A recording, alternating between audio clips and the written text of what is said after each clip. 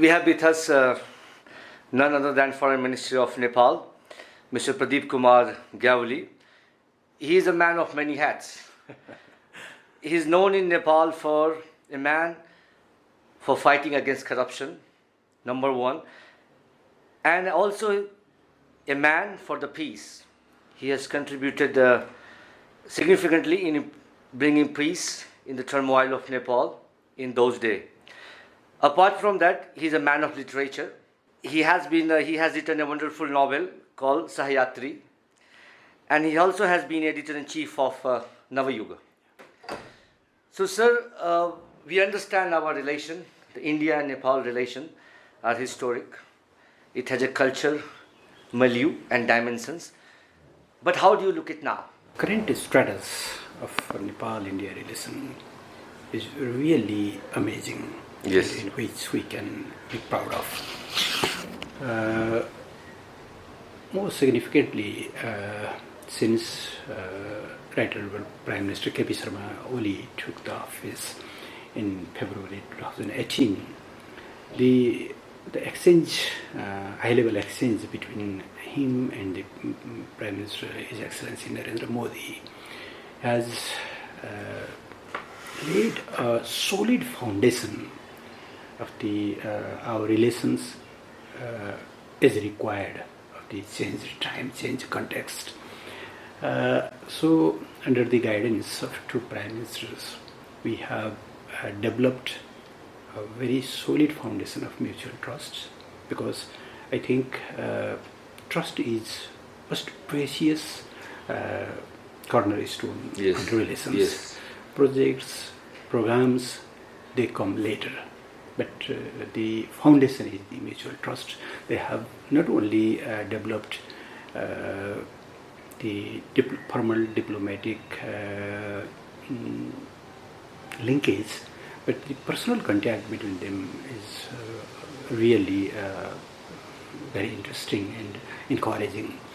So during these days, our main focus is to develop a substantive development partnership, economic partnership between Nepal and India, and the progress we have achieved so far is encouraging, and we are trying our best to push forward, make a new momentum in this area. Sir, we have many historical treaties also. One of them, the treaty which was part of 1950 Foundation Treaty, is being redefined as per the changing times, which is called Eminent Persons Group. Yeah. It has a lot of key elements which we talked about further consolidating our relationship. But the treaty has not been yet passed through. What has been the major obstacles, in the treaty, and do you think this is the hallmark of our relationship, this treaty? Yes, so far it is one of the major instruments to define our relations. But over the time, some context, some provisions, some concepts which were as a part of this treaty are redundant. Now they are not relevant. Okay. And many new dynamisms, many new features has not been capitalized in this treaty. So that's why Nepal, since long, is in favor of the amendment of this treaty and make the treaty as required of the change context, which can reflect the ground reality, which can incorporate the new areas of the cooperation in such a fashion that it can reflect the current reality. The Eminent Persons Group Nepal-India relation was the outcome of mutual understanding and discussion of two prime ministers during their first term. Yes. And fortunately, two leaders are in the driving seat today as well. So it is opportune time for us to look overall, to review our overall relation as that you are for the EPG LIR reads. to upgrade our relations as required for the 21st century. It will be a major shift, and it will create a new atmosphere of mutual understanding and trust. So that's why Nepal is in favor of the implementation of the APG report, though it can be done step by step within by having in-depth look analysis. Two governments can make an action plan for the implementation of the APG report. However, the first step should be the receiving the report, send the concerning government authorities, Yes. make a concrete action plan, and then implementing this gradually. It will contribute to build a new level of trust. Yes. I think in political level there is no problem, but maybe in certain corner of society they may have some questions, which is quite natural, because Yes. countries like Nepal and India and such open, pluralistic and democratic societies, differences in opinions and views are quite natural, but leaders are committed to implement and to make this review as fit for purpose. So, sir, where do we see this Eminent Person Group at the moment now? Where do we see it pass through? During latest joint commission meeting between the two foreign ministers held in Kathmandu last month, me and His Excellency S. Jaisankar, we have discussed and we have instructed to the Secretariat to make necessary preparations for the handover of this report. Though we were expecting a little bit earlier receiving the report, but due to the election in India, it was a little bit delayed. Okay. But however, we do believe that two leaders will guide, instruct the concerning authorities to early arrangement for the receiving the report. So, would you be able to highlight one or two, three broad demand or change what is required by Nepal at the changing times of 21st century? You just spoke about, Some provisions were and are irrelevant if you look from the frame of today's context. There are some provisions which are related to the security concerns, and I do believe that that are not necessary, as the government of two governments are quite sensitive concerns of each other. We have set such very firm and very well managed system, Okay, which respects the concerns of each others. So those provisions which are more or less security concerns, they are not necessary, or if they are necessary, they can be according to the changed context. Yes. More specifically reflecting the sovereign equality of Yes. both countries. They should, those provisions should be based upon the respect of the sovereignty of each other and in both countries. Second, there are some missing lines, especially very less has been spoken about the economic cooperation, Okay. which is the which should be the core content Yes, of yes, this treaty. yes, yes. Many things has been happened since the treaty was signed back in 1950.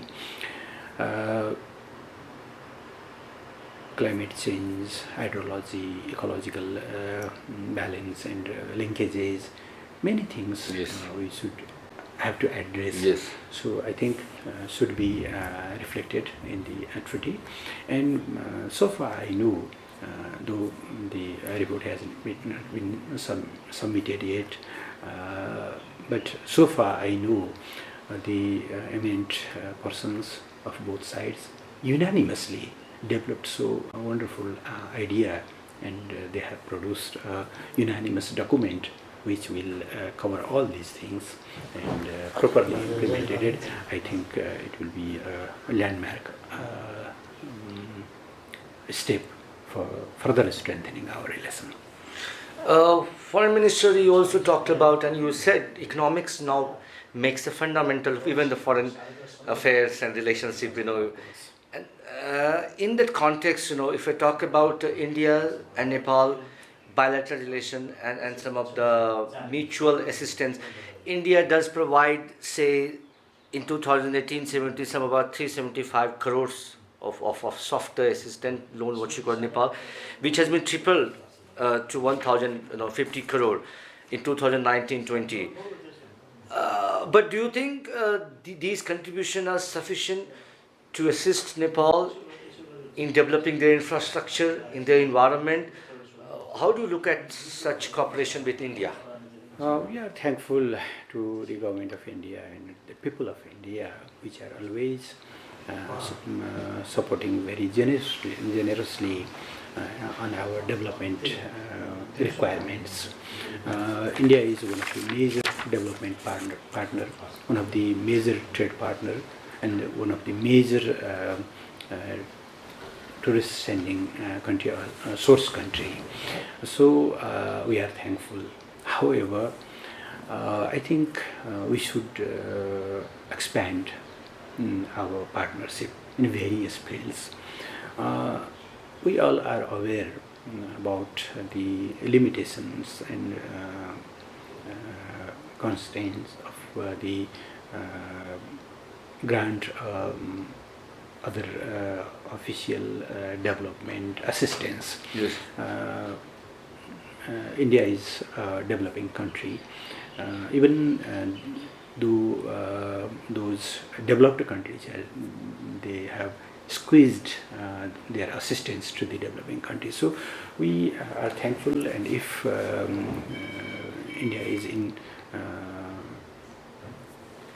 the situation of further expanding its cooperation, we will definitely welcome. But our major priority nowadays is to welcoming more and more Indian investment in our required and prioritized area. We have a lot of potentials. Yes. We have a lot of potentials in hydro sector. Yes. We have a lot of potentials in agriculture sector. Yes. Having a wonderful biodiversity and geographical Yes. diversity. Nepal can produce everything in its land, and availability of cost-effective Yes. labor. Yes. And other raw materials. Nepal offers a lot for the investors. So we are discussing how we can enhance Yes. and increase the Indian investment in our required areas. Second, when we talk about the substantive economic partnership with India, our one of the major concern is on trade. Yes. Nepal is facing a severe type of trade deficit with Yes. India. Yes, I acknowledge that our production side, our supply chain has been a little bit weaker. But even if we are not in so higher position to expand export trade, but if India offers preferential treatment for Nepali products in many areas, it will help significantly to bridge the gap of trade deficit, especially in the primary products and some industrial products as well. So nowadays we are on the process of the amendment of the existing trade treaty. So India can help us Yes. primarily in those two sectors, encouraging the Indian business community, Indian private sector, Yes. to make a production link to a value chain with Nepal, and second, to make more favorable condition for the export trade of Nepal. Nepal looks prosperous and very fast developing India as an opportunity to be very prosperous and fast developing countries in the neighbor is really an opportunity for Nepal. Equally, I think a prosperous, stable and peaceful Nepal is also Yes. in favor of India. Yes. So we look in a comprehensive manner, Yes. and we are expecting more positive steps from Indian side. Foreign Minister, if you remember during the meeting with Prime Minister KPM Oli and Prime Minister Modi, some ambitious plan were decided and to be executed, rather in a fast manner. One of them I talk about is a rail link from Raxaul in India to Nepal capital Kathmandu, which is called Mount Everest with sea, this concept. And another one for the new connectivity between India and Nepal through inland waterways. How far we have made progress, or is this just the pipeline? Yeah. These two projects plus new partnership in agriculture Yes. was the new areas which were developed during the high-level exchange of visits, and we are encouraged by ongoing development on the implementation of these projects. So far, the proposed Raxaul Kathmandu cross-border railway is concerned. Its pre-feasibility survey and traffic engineering survey has been completed. And now we are in the process of finalizing the document for DPR, and then making necessary arrangements for the launching of the construction. It may take a little bit time, but it is in a right track. Progress has been significantly witnessed in the launching of inland waterways.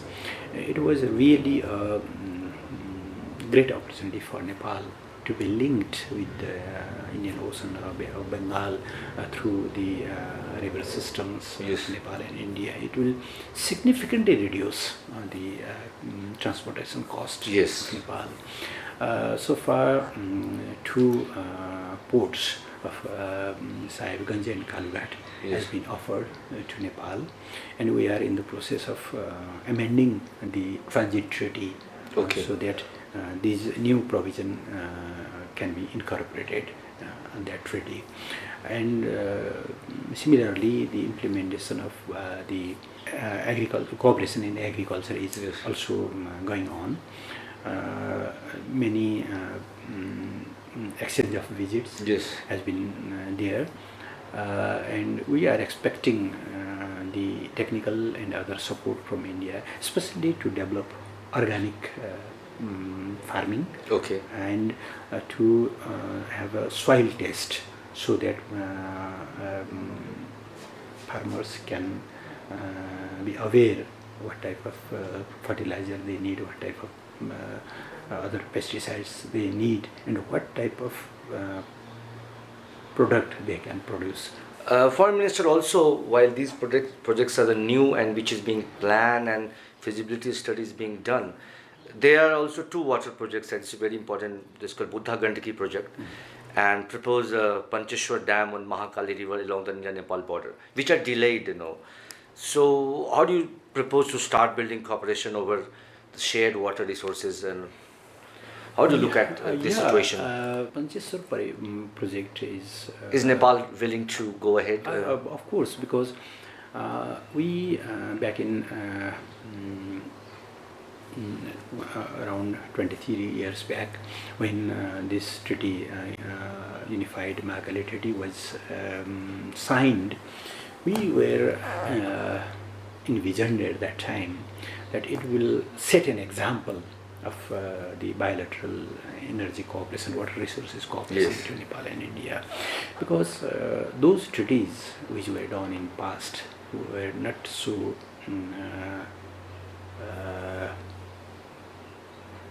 equal footing.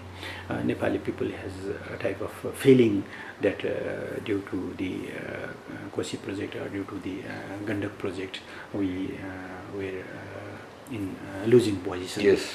So and even the Tanap Group project was not so in favor of Nepal's national interest. So that's why we were in favor at that time. It will set an example how two countries can develop the precious water reserve to in a win-win situation. But the delay of the developing the detailed project report on Panchesar project has little bit worried us. Though both sides are in regular contact. Okay. Technical team has been established. They are trying, but some issues are there which should be, I think, settled in the highest level, in political level. Okay. Especially the sharing of the water is very, very important. Yes. Because it is not only the some amount of money, but it is issue of right to the boundary river. So some issues are there. Yes. Which should be addressed, however, in other areas, projects are making tangible progress. Especially, I would like to mention the Arun Third. Okay. That is doing well, but the Upper Karnali is lagging behind. Okay. The stipulated time for financial closure has been over. Okay.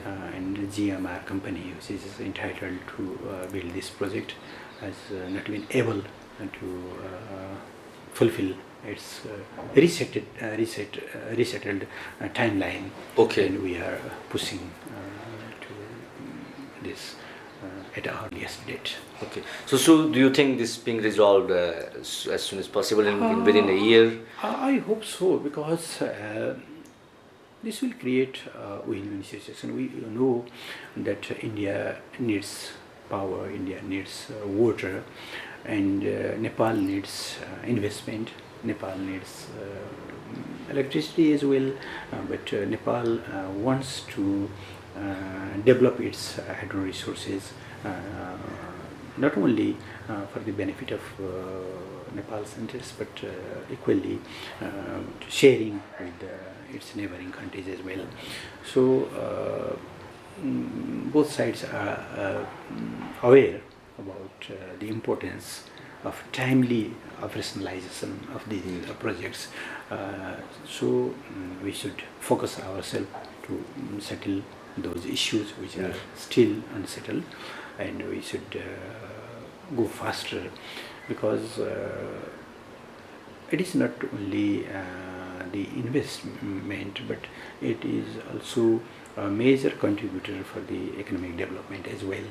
So once we have sufficient power, then it will make a substantive change in the economy and the daily life of the people. Foreign Minister, I'll talk about one of those initiative, trade initiative of China, which is being debated around the world in terms of building infrastructure across the world, and so does Nepal. As a sovereign nation, it has the fundamental requirement to develop its own infrastructure, and Nepal is agreed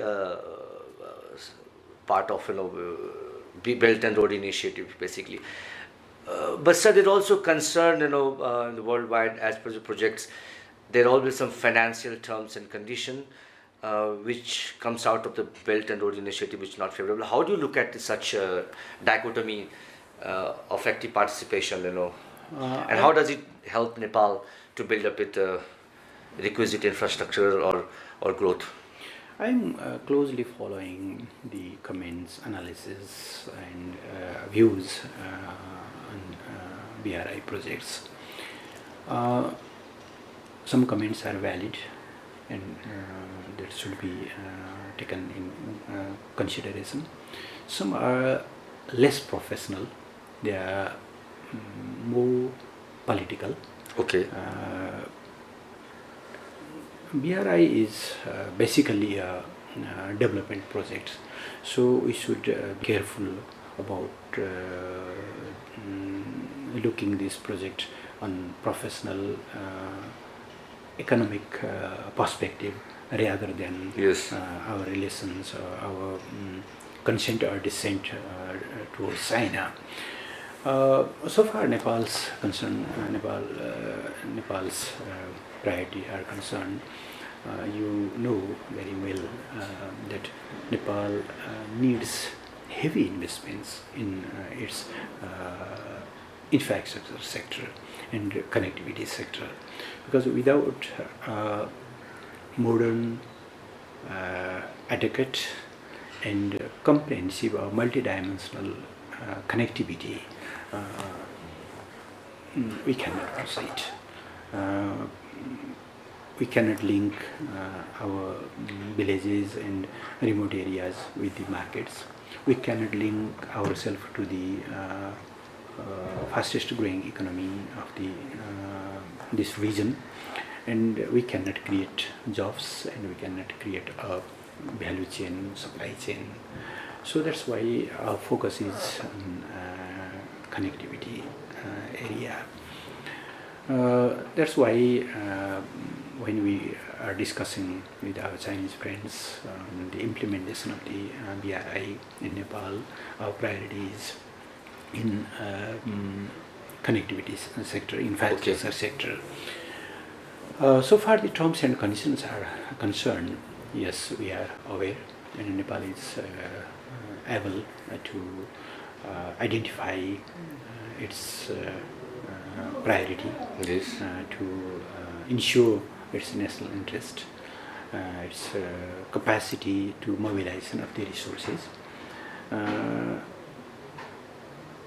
We need huge investment, at least for the coming decade, because we want to be graduated from least developed status at earliest, and we want to be middle income country by 2030. Developing nation. Developing country by Yes. 2030. To achieve these goals, we are facing a huge resource gap. Yes. At least we need $5 or $6 billion additional in the infrastructure sector. So we are working in various fields to bridge these gaps. Our topmost priority will mobilizing internal resources, but I think I am aware that it is not sufficient. We are requesting our development partners to cooperate, to provide some grants. Yes. There is also limitation. Third, we are requesting our foreign friends to come with increased level of investment. Okay.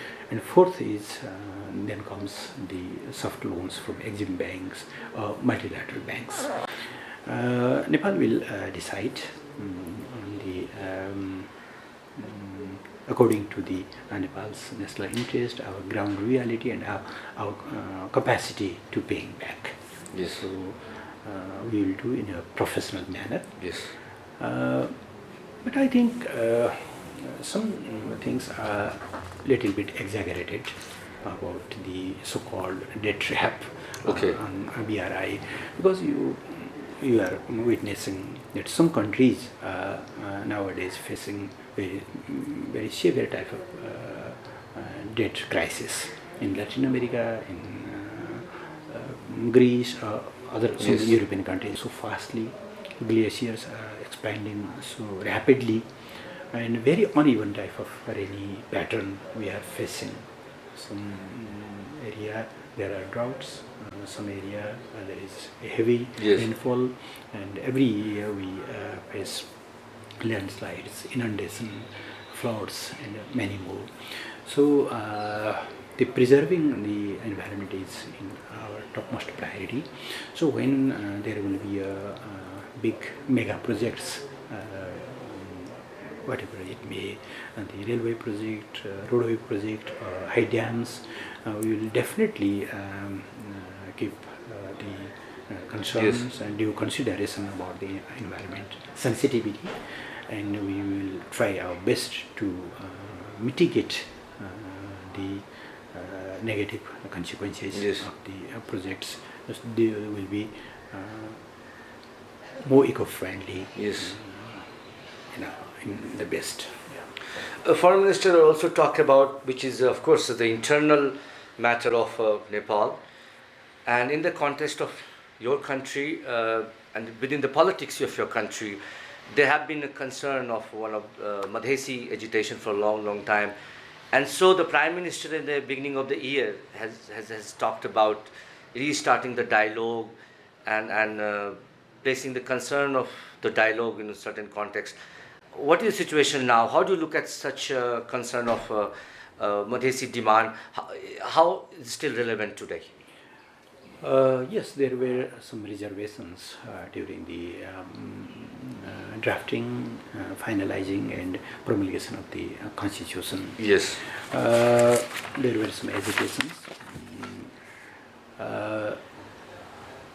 and we later on amended the constitution at first time. We addressed some of the concerns, and we assured those parties, those groups who have a reservation to the constitution, Yes. that during the implementation process, we will keep in the mind about your concerns. The constitution is a living document. It is a dynamic document, and it can be amended in the at the will of the people as the requirement of the time and the for the betterment of the nation. So we are open to address those concerns. Second, despite of their few reservations on constitution, all Madhesi groups and political parties, they took part in the election.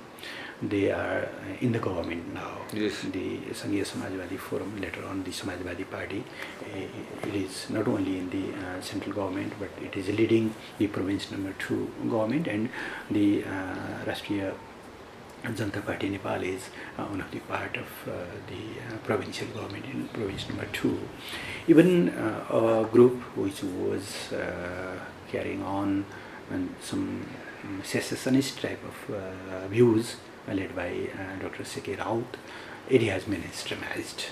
So now there is no that type of big differences from the those parties or groups. However, if it is justified, if something is obstacle Yes. in the constitution or in our existing legislations, Yes. for service delivery, for ensuring the equal rights, Yes. for the certain corner of society, we are open to discuss with them. And I again would like to reiterate that Yes. constitution is a living document, Yes. and it can be Yes. amended if it is justified. Yes. Foreign Minister, we have very important mechanism between, of course, with Southeast Asian country and Southeast Asian also.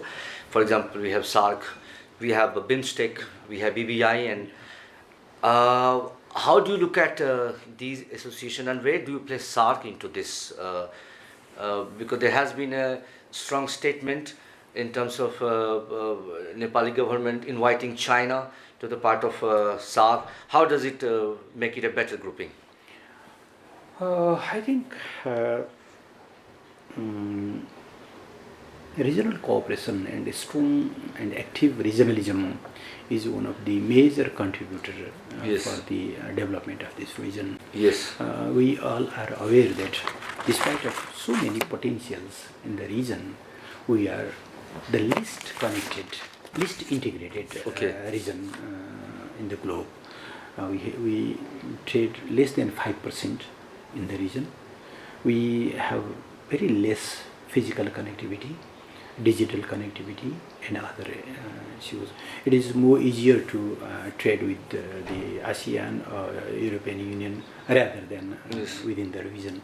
That is a bitter reality, and we should address those concerns, address these realities. We all are aware that there are some deep differences among the nations, but we should